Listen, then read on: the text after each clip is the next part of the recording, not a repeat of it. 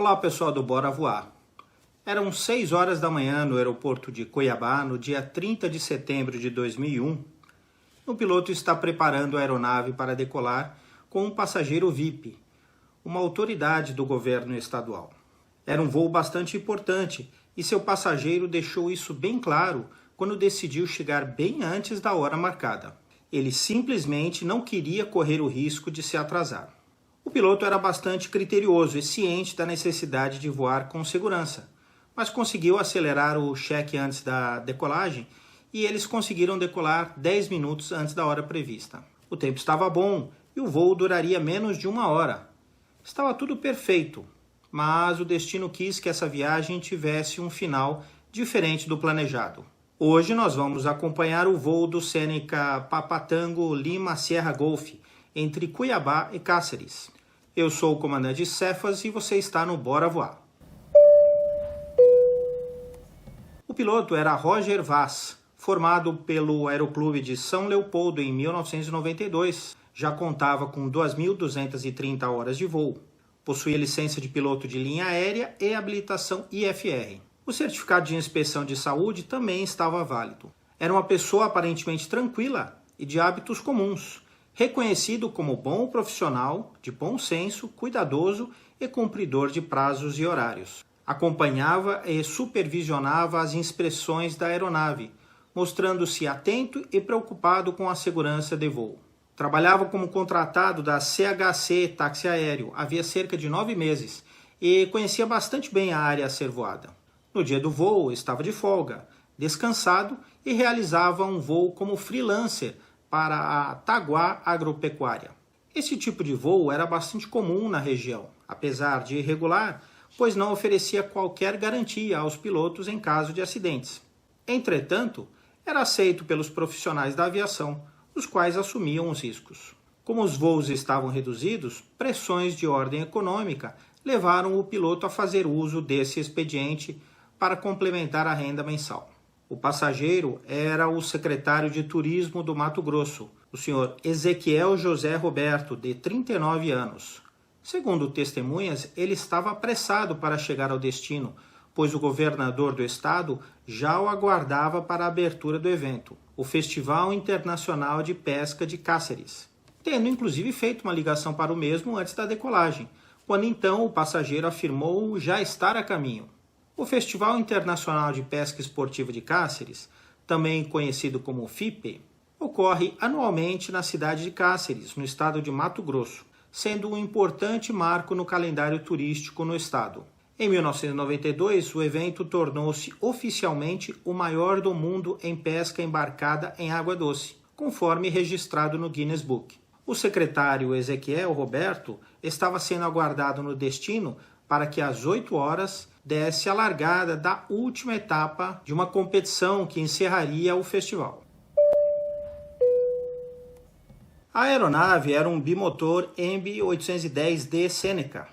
O Seneca é um avião bimotor comercial a pistão produzido no Brasil pela Embraer sob licença da norte-americana Piper Aircraft. Equipado com 2 motores Continental, desenvolve velocidade de 318 km por hora e pode transportar até 7 passageiros. Foi o bimotor mais vendido no mundo entre os aviões de sua classe. No Brasil, totalizou 876 unidades produzidas, sendo a última fabricada no ano 2000.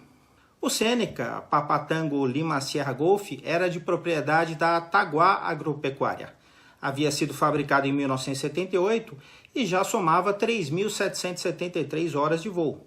Estava com as cadernetas de célula, motor e hélice atualizadas e todos os serviços de manutenção periódicos em dia.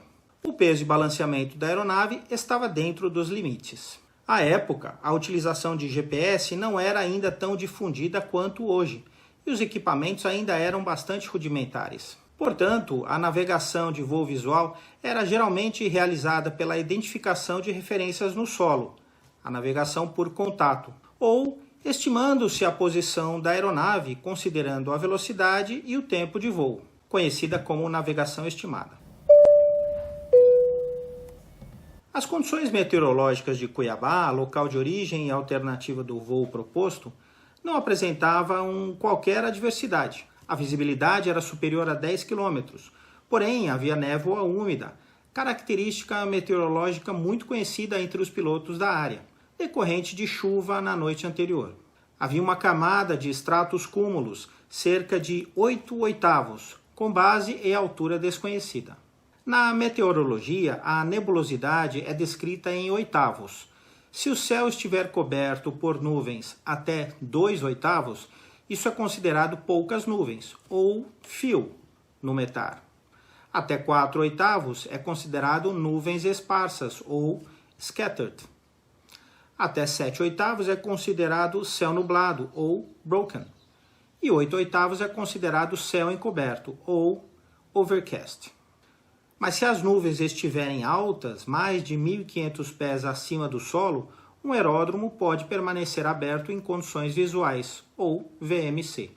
Na decolagem, as condições eram VMC. No meio da rota, a Serra do Facão estava com céu encoberto e o destino Cáceres estava com tempo bom. A coordenação dos voos em Cáceres estava sendo feita por um helicóptero da Polícia Militar, com o código de chamada Águia 1. Esta mesma aeronave estabeleceu contato com o piloto, passando-lhe as condições do tempo no destino, que estava com névoa úmida, mas com tendência de melhora. A princípio, nada que impedisse o voo em condições visuais. A névoa úmida, assim como a névoa seca e o nevoeiro, são fenômenos que podem ocorrer em qualquer lugar, a qualquer hora e em qualquer época do ano. Os três alteram o aspecto do céu e interferem na visibilidade do horizonte, podendo causar graves problemas na navegação aérea. A névoa úmida é uma forma de condensação da umidade do ar, como uma nuvem baixa, mas que não provoca chuva e, em geral, não causa redução significativa da visibilidade na superfície.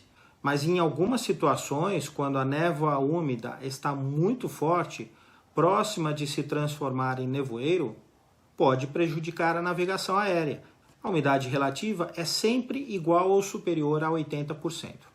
A região do centro-oeste, e Cáceres não é exceção, tem um período bastante seco que vai de maio a setembro, com índices pluviométricos por volta de 20 milímetros por mês. As temperaturas são altas, mas o tempo seco faz as condições de voo serem favoráveis. Em outubro, as chuvas começam a retornar à região. Na madrugada do dia do voo, havia chovido na região, o que intensificou a umidade do ar e provocou a névoa úmida.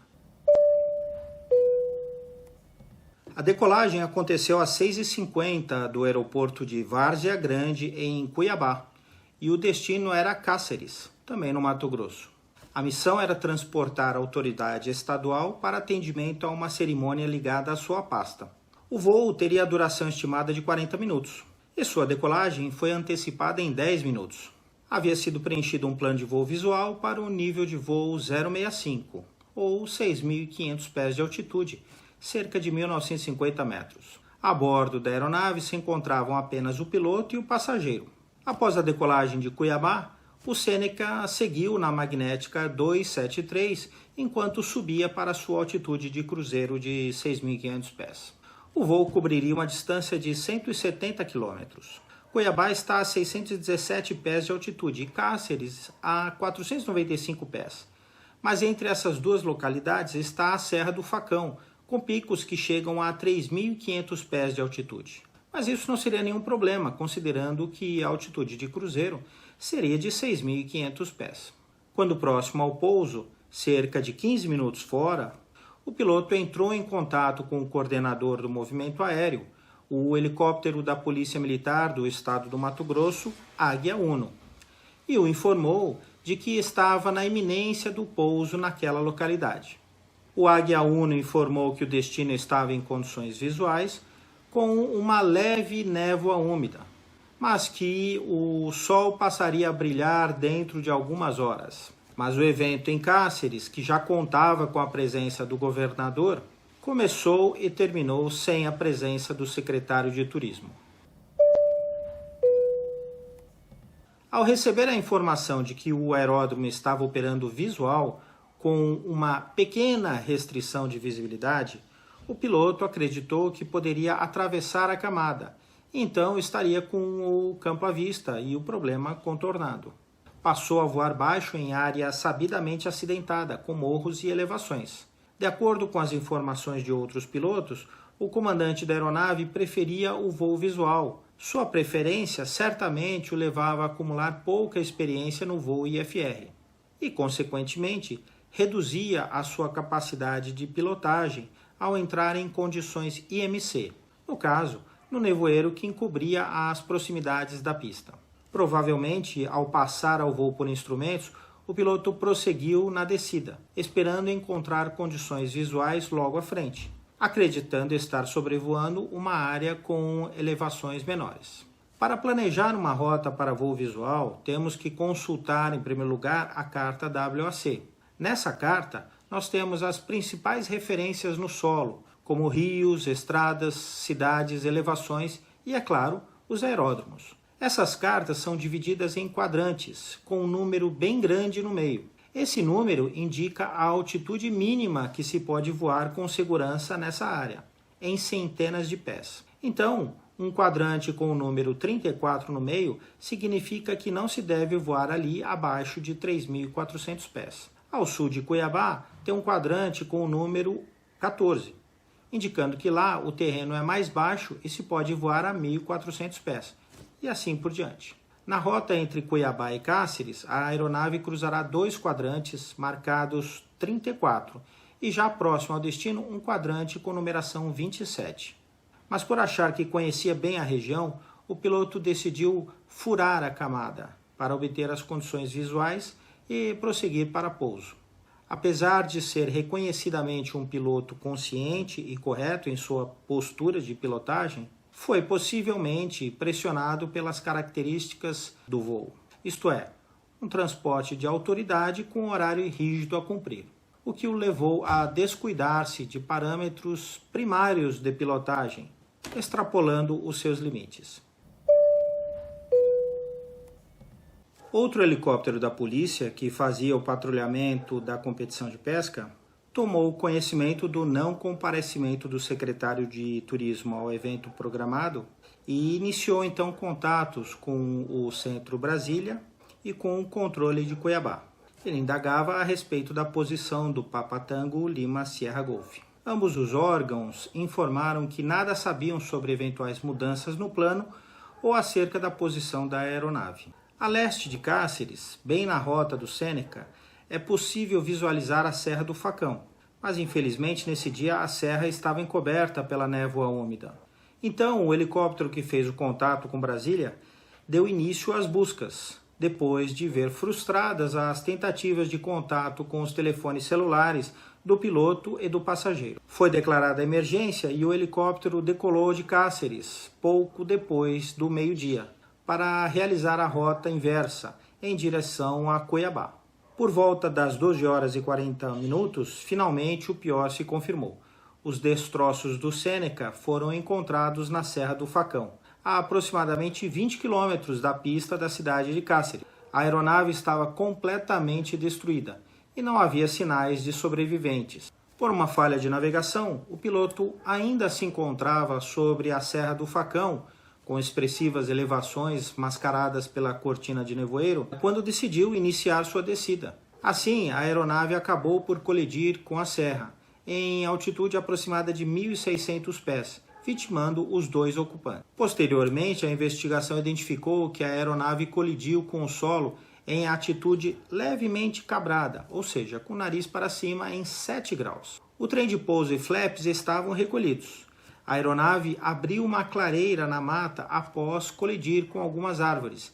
A parte dianteira, o nariz da aeronave, estava completamente destruído. Os destroços estavam agrupados em linha reta, com perda sequencial de partes da aeronave, asas, profundor, ailerons, restando como última peça a seção central da aeronave. Os motores também estavam alinhados com o sentido da colisão, isto é, o motor direito à direita da trilha e o motor esquerdo à esquerda da trilha. Isso indica que a aeronave estava com as asas niveladas no momento do choque. A disposição dos destroços indicava que não houve ruptura estrutural em voo, nem perda de controle. Também havia indícios de que todos os sistemas essenciais ao voo estavam em funcionamento, inclusive os motores. Foi um acidente conhecido tecnicamente como voo controlado contra o terreno. Toda aeronave homologada no Brasil é obrigada a ter um localizador de emergência, que é ativado com o impacto da aeronave, chamado de ELT. ELT.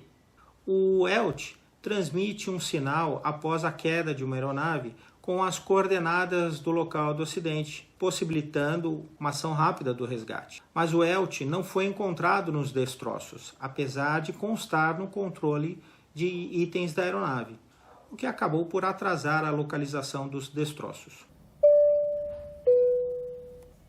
O relatório final sobre o acidente, emitido pelo CENIPA em 24 de setembro de 2004, destacou os seguintes pontos. A aeronave não apresentou nenhum sinal de falha mecânica. Tampouco existiam sinais de perda de controle em voo. Mas, sob o aspecto psicológico, é importante considerar que alguns fatores podem ter influenciado na determinação do piloto de pousar mesmo sem estar em condições visuais, o que culminou no acidente. Em primeiro lugar, sua inflexibilidade e rigidez no cumprimento de prazos e horários, e o fato da viagem ter sido antecipada em 10 minutos, dada a urgência para chegar ao destino. Este tipo de pressão psicológica tem enriquecido as estatísticas com base no medo de se perder o emprego, levando o piloto à adoção de uma conduta mais arrojada, como forma de se mostrar mais operacional que os outros pares. Não pode ser descartada também a hipótese de uma possível pressão do passageiro para que o pouso fosse realizado, dada a magnitude dos compromissos, seu grau de importância política e a ilustre presença na cerimônia do governador do estado, que já o aguardava no local. Essas condições podem ter influenciado na diminuição da consciência situacional do piloto, levando-o a relevar normas de segurança e cuidados dos quais normalmente fazia uso, aliado à sua autoconfiança e à capacidade por ser notório conhecedor da região, e responsável no cumprimento dos horários propostos. Além disso, foi citado o fato da empresa servir-se de pilotos sem contrato, na modalidade de freelancer, não permitindo uma adequada transferência da cultura de segurança de voo. Desta forma, possibilitando a execução de procedimentos inadequados por parte dos mesmos. Também foi citada a deficiência no planejamento do voo, uma vez que o piloto iniciou a descida entrando em condições IMC sem planejar uma margem de segurança quanto à altitude em relação aos obstáculos no terreno. O piloto desceu abaixo da altitude mínima de segurança no setor, estando sob condições de voo por instrumentos. Houve também desobediência às normas e regulamentos por parte do piloto, ao passar a voar em condições de voo por instrumentos, tendo preenchido um plano de voo visual. Parece mais um caso em que o não na hora certa poderia ter feito toda a diferença. Mas eu sei como é difícil às vezes dizer não. A gente tem que aprender a dizer não, antes de tudo, para nós mesmos. É difícil, eu sei. Mas se você quiser saber o que eu faço para evitar cair na armadilha da pressão psicológica, assista esse vídeo aqui, onde eu falo sobre limites pessoais na aviação. A Kelby Andrea, que é inscrita aqui no canal e era uma pessoa muito próxima do secretário Ezequiel, me pediu para analisar esse acidente. Se você também quiser que eu comente sobre algum acidente, fique à vontade para deixar sua sugestão aqui nos comentários. Bons voos a todos!